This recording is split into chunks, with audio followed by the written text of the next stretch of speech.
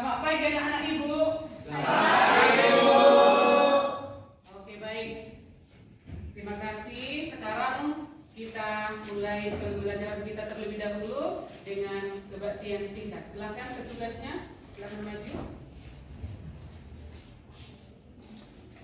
Untuk memulai kebaktian kita bernyanyi dengan gembira berjaya. Dengan gembira bersama melangkah, kita semua menghadap Tuhan, bertepuk tangan nyanyi sukaria, sebab berlimpah.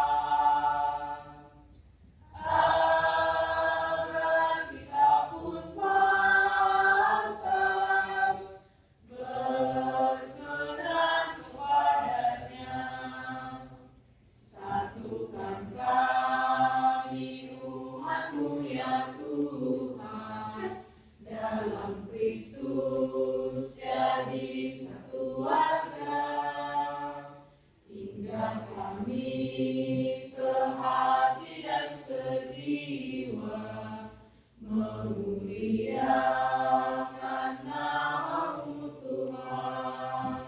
Kepada Bapa, aku serahkan dalam kudus-Mu kami dapat berkumpul di tempat ini dalam keadaan yang sehat. Ya Bapa, sekarang berpati yang mendengarkan firman-Mu, kiranya Engkau mengajar pikiran kami agar kami dapat mendengarkan firman-Mu dengan baik. Bacaan Injil pada hari ini diambil dari Lukas 12 ayat 39 sampai 40. Syukur kepada Allah. Ayat emasnya yaitu ayat 40. Hendaklah kami juga siap sedia karena Anak Manusia datang pada saat yang tidak kami sangka.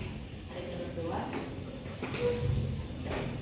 Kita mengucapkan doa salam Maria. Salam Maria, penuh rahmat, Tuhan sertamu. Terpujilah engkau di antara wanita, dan terpujilah buah tubuh Yesus. Santa Maria Bunda Allah, doakanlah kami yang berdosa ini, sekarang dan waktu kami mati. Amin. Dan nama Bapa dan Putra dan Roh Kudus. Amin. Melihat kehadiran kita.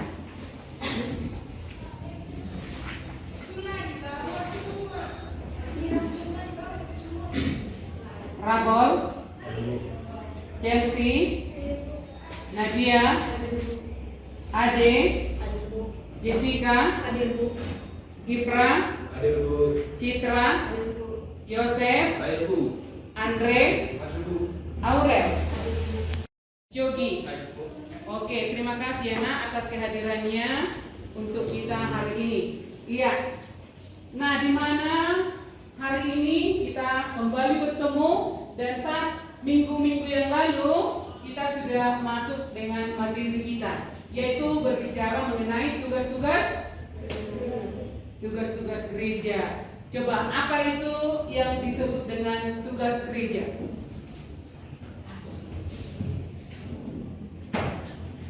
Yaitu berbicara mengenai apa? Sifat-sifat gereja. Coba sebutkan sifat-sifat gerejanya. Satu, kudus, katolik, apostolik. Oke, ya masih ingat ya nak? Nah,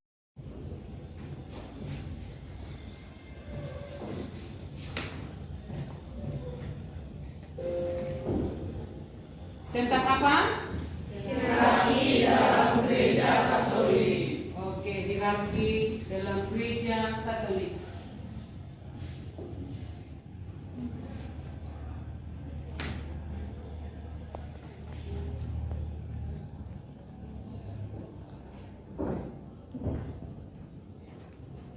Nah, berbicara mengenai hierarki gereja Katolik, sekarang kita perhatikan yang menjadi tujuannya, yaitu peserta didik mampu menjelaskan peran dan fungsi hierarki dalam gereja Katolik, serta dapat menyebutkan susunan hierarki dalam gereja Katolik yang bertujuan agar dapat mensyukuri dan menghargai peran hierarki dalam kehidupan gereja.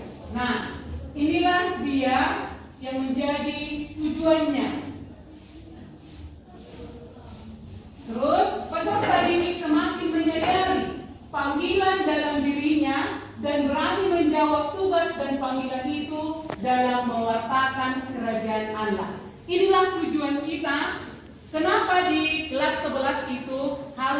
materi berbicara mengenai hierarki. Nah, jadi dengan tujuan ini kamu semakin mengenal siapa dan apa itu hierarki. Begitu ya nak. Sekarang kita lihat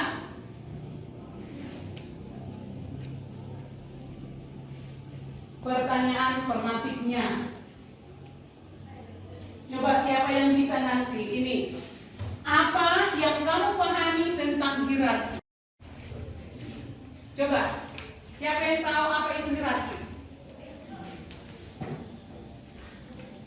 Ayo, jangan malu-malu, ayo. Ya, silakan Maria.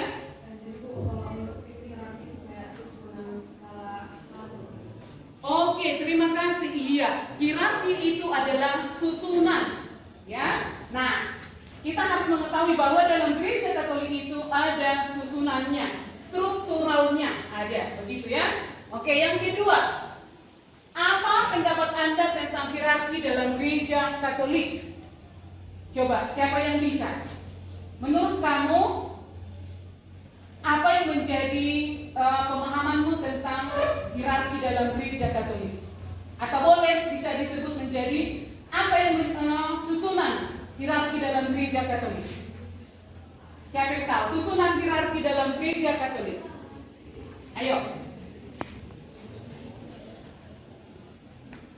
Susunan hierarki.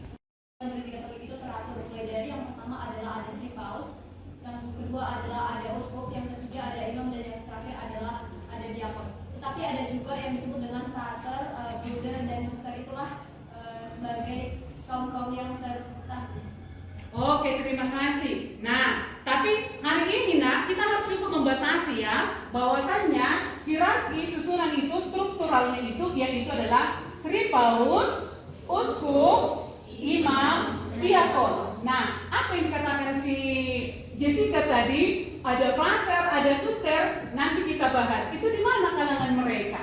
Jadi yang jelas kita harus pahami bahwa berbicara mengenai hierarki itu hanya ada 4 ya. Oke, demikian supaya diketahui.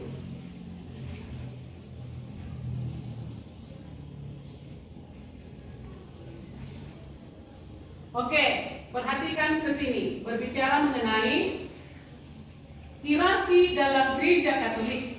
Nah, kata hierarki berasal dari bahasa Yunani, yaitu herbatri, yang artinya hero ataupun jabatan. Ya, mempunyai jabatan karena mendapat penyucian melalui tahbisan. Maka hierarki dalam gereja Katolik dibedakan dalam 2 kelompok. Nah, inilah perbedaannya. Maka kita harus tahu bahwa hierarki itu ada 2 perbedaannya.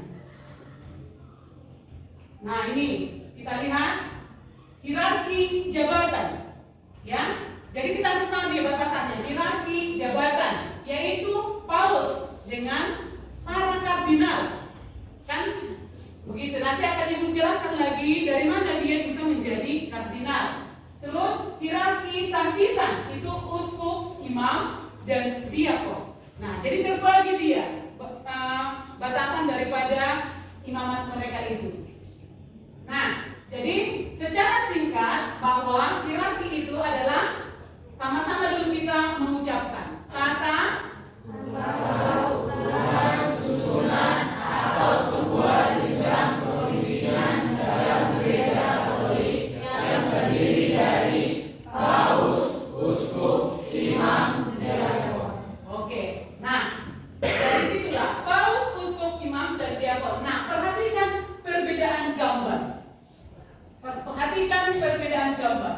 Ini kalau kamu kenal siapa? Sri Paus. Yang ini? Uskup apa ini?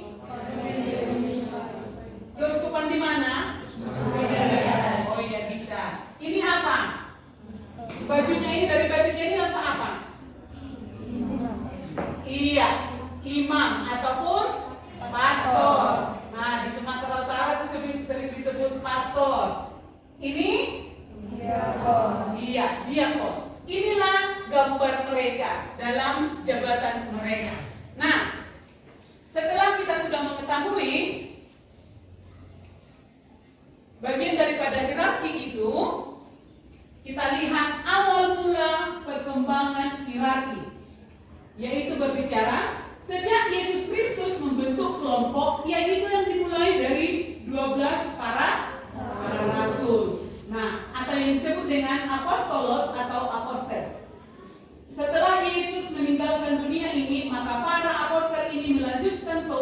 kerajaan Allah di dunia ini. Selain kelompok 12 murid Yesus, ada kelompok lain yang pertama, dan kepada Yesus Kristus kelompok ini juga disebut sebagai rasul. Nah, bisa dibandingkan nanti di Korintus. Nanti ada kesempatan kita membandingkan ataupun pernyataan-pernyataan, alasan-alasan mengapa mereka menjadi hidup selibat. Nah, begitu. Inilah nanti batasannya.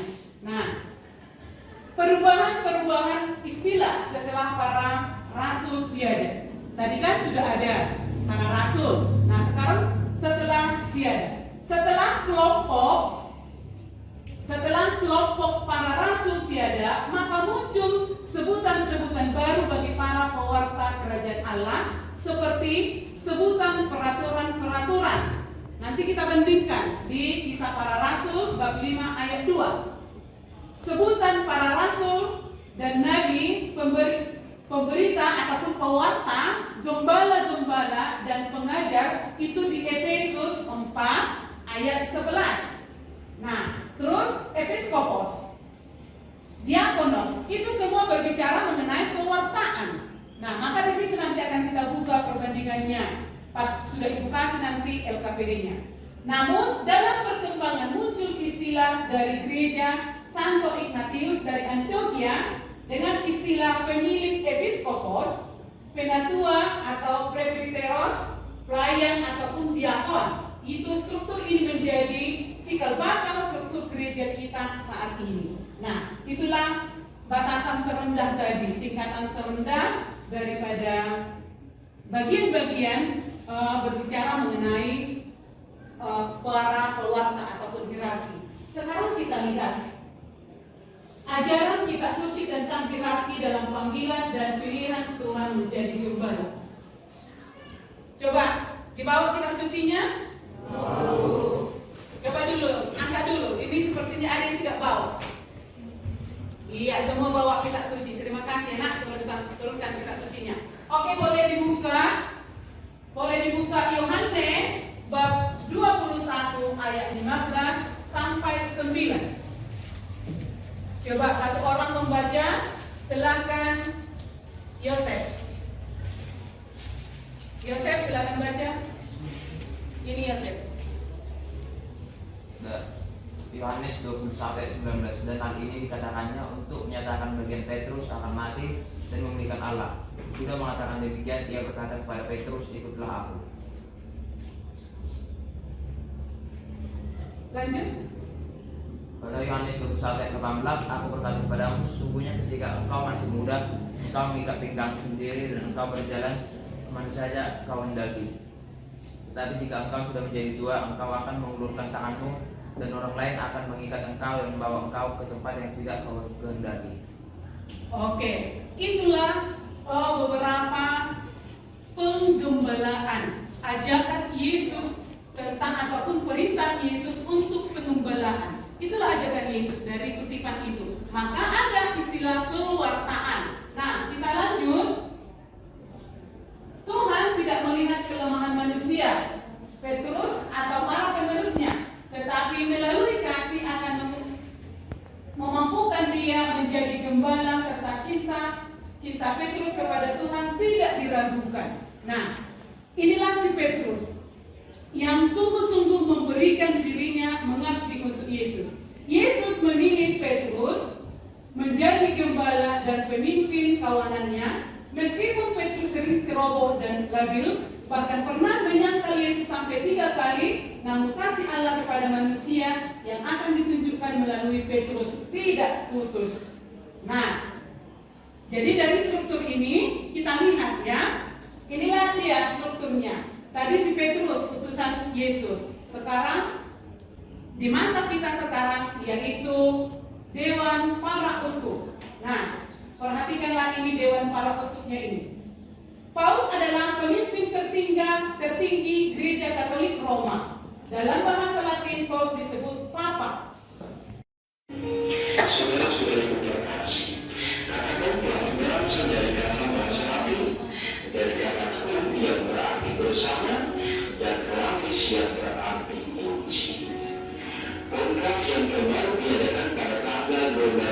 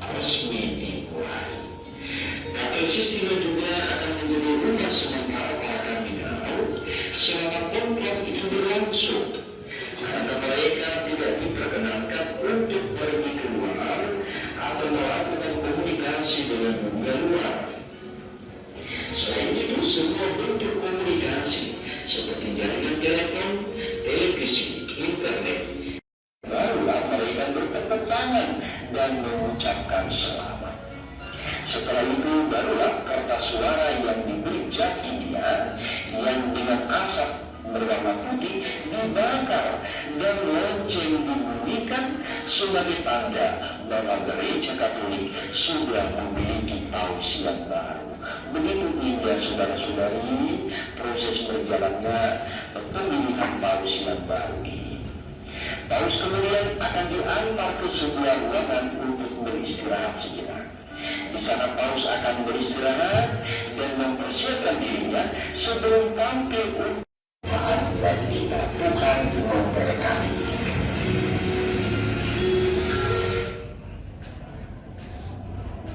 Demikianlah video tadi, jelas ya kita ketahui bagaimana cara pemilihan Sri Paus itu yang dimulai dari perayaan Ekaristi dan semua komunikasi dimatikan dan keamanan itu didatangkan.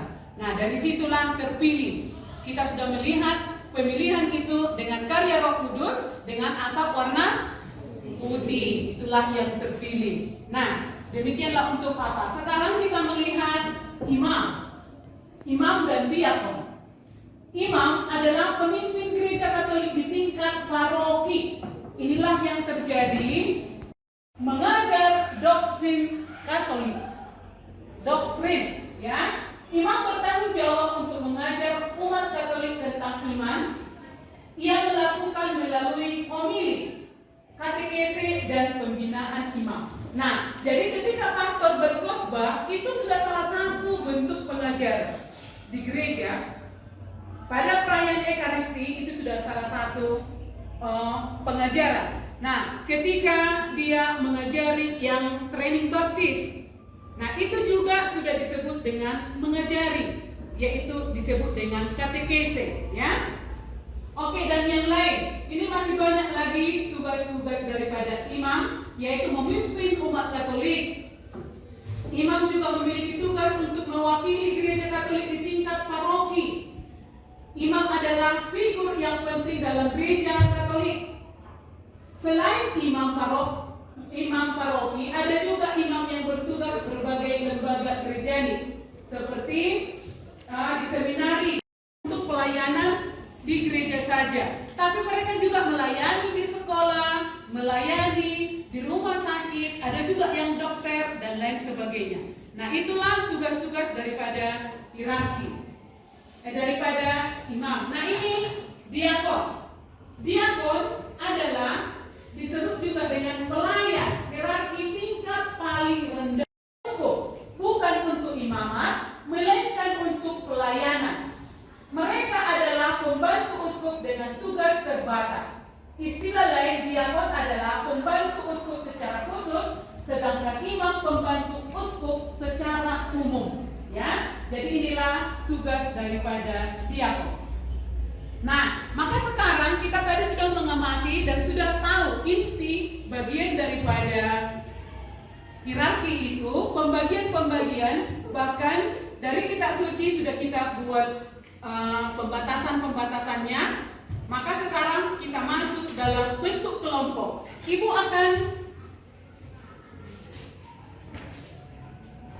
akan membagikan lembar kerja.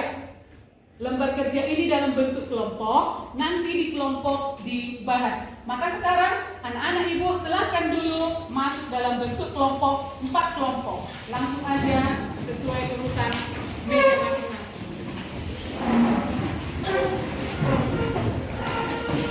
Sudah ibu kasih tugas kelompoknya, silahkan dikerjakan dan di kelompok. Cepat, sebentar lagi kita akan mempertanggungjawabkan tugas kelompok kita.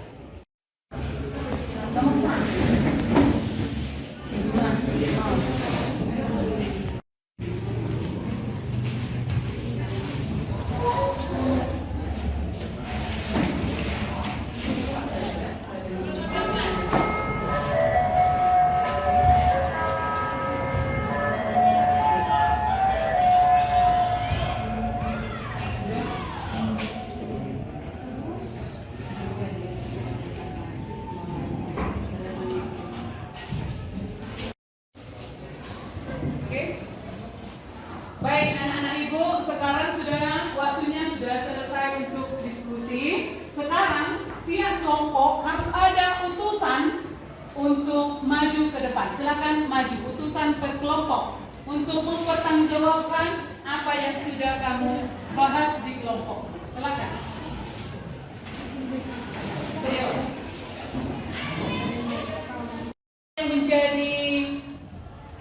pernyataan yang sudah diambil kelompok 1. Silakan. Saya mewakili dari kelompok 1 atau mewakilkan hasil diskusi kami, yaitu pertanyaan apa yang hierarki gereja Katolik. Menurut kelompok kami, hierarki gereja Katolik yaitu susunan atau struktural pada lembaga inti dalam gereja Katolik. Oke. Iya, terima kasih untuk kelompok 1. Demikian pemaparan dari kelompok 1. Sekarang kita boleh duduk kembali ke tempat, kita lanjutkan materi kita. Silakan.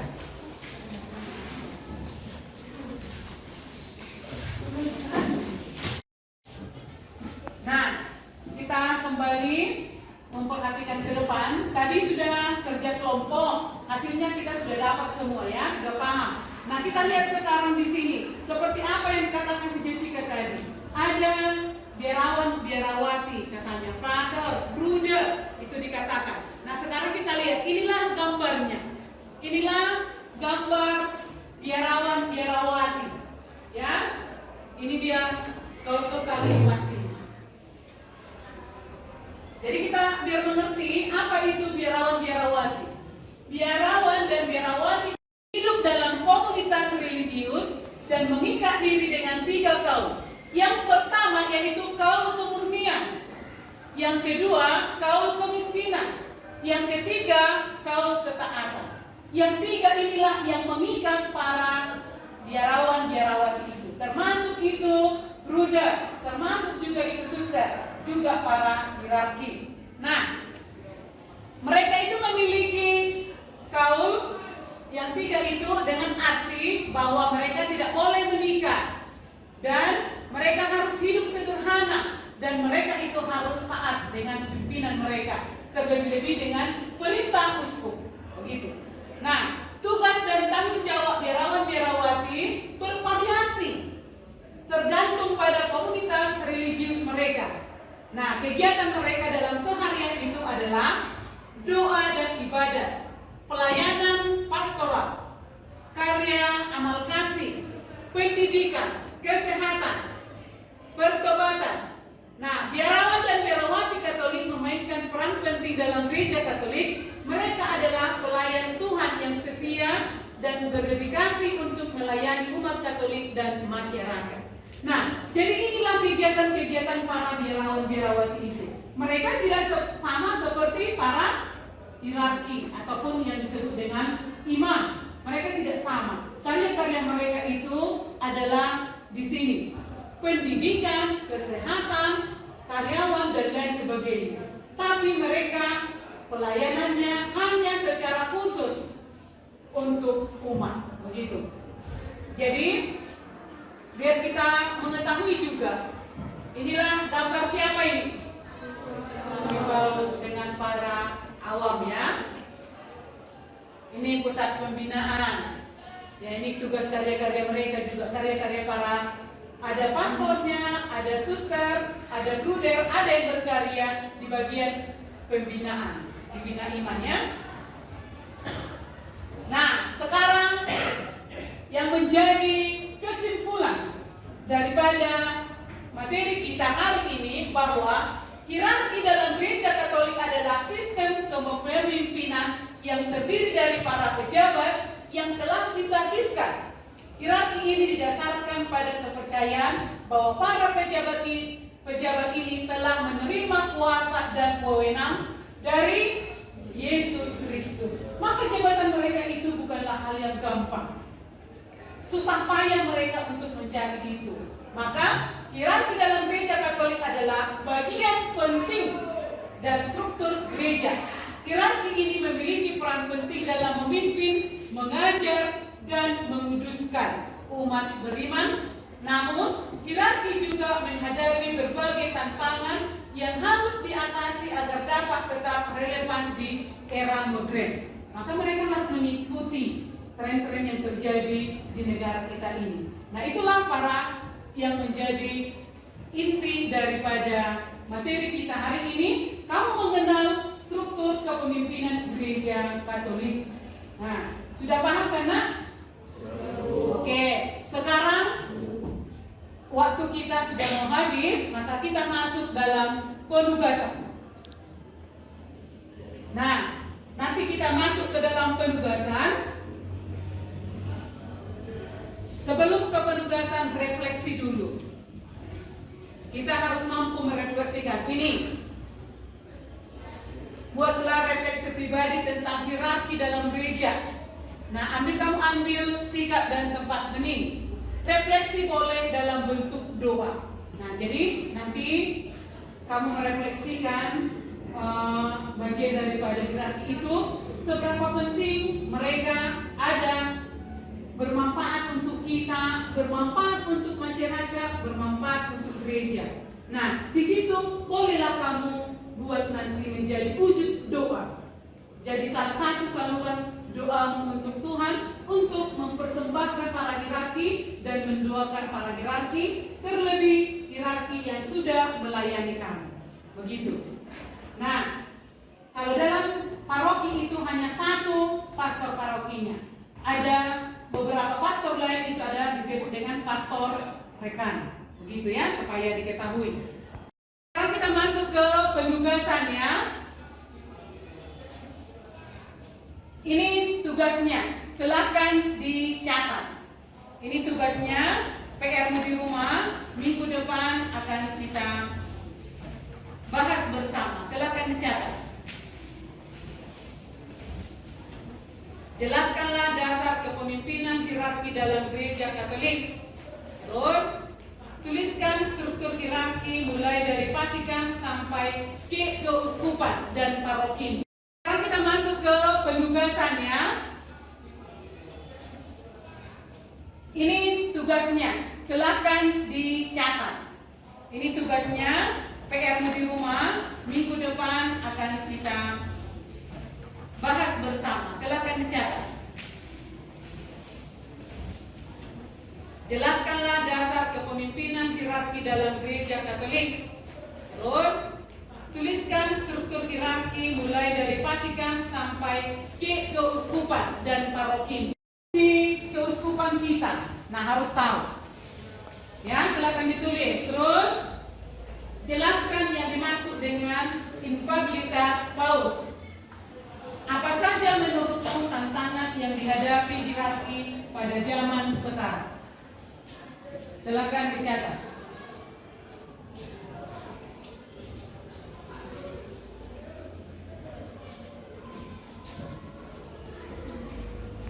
Oke, baik. Nah, demikianlah pertemuan kita hari ini. Jangan lupa dikerjakan tugasnya. Minggu depan kita masuk berbicara mengenai kaum awam. Sekarang giliran siapa untuk petugas doa penutup? Silakan maju.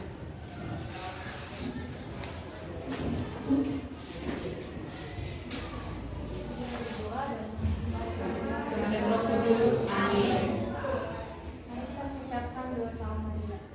Salam Maria, penuh rahmat, Tuhan sertamu. Terpujilah engkau di antara wanita, dan terpujilah buah tubuhmu Yesus. Santa Maria, Bunda Allah, doakanlah kami yang berdosa ini, sekarang dan waktu kami mati. Amin. Dalam nama Bapa dan Putra dan Roh Kudus. Amin. Selamat pagi anak-anak Ibu.